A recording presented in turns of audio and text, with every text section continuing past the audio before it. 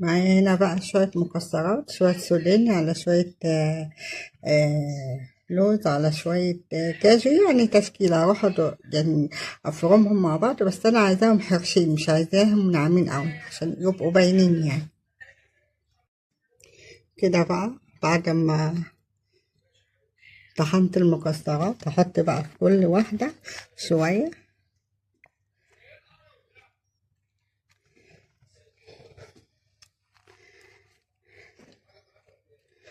زي ما انتوا شايفين كده.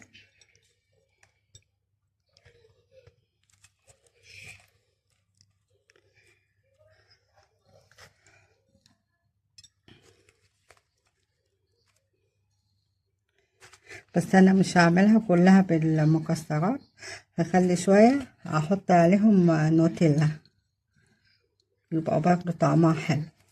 طبعا العيال هي اللي بتفضل النوتيلا. بص انا هكمل وارجع لكم. وكده بعد ما خلصت الصينية، وسبت بقى اللي في النص دول على اساس ان انا احشيهم نوتيلا. شكلها جميل بصراحة، وطعمها بيبقى حلو جدا. وهحطها بقى في الفرن وارجع لكم تاني.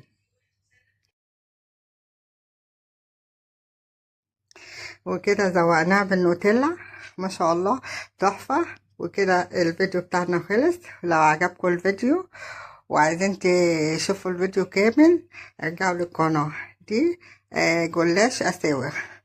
وكده اقول لكم السلام عليكم. بتتقدم كده بالجمال والشياكة دي.